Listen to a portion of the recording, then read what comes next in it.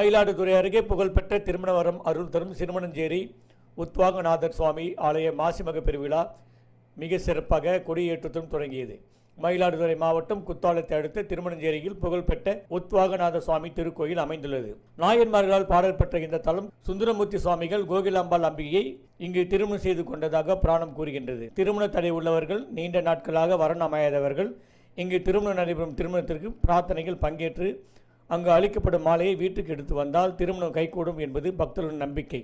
இந்த ஆலயத்தில் மாசி மக பெருவிழா இன்று காலை கொடியேற்றத்துடன் துவங்கியது. இதனை முன்னிட்டு கல்யாண சுந்தரேஸ்வரர் மற்றும் கோகிலம்பாள் உள்ளிட்ட பஞ்சமூர்த்திகள் ஆலய கொடி மரத்திற்கு எழுந்தள்ளினர்.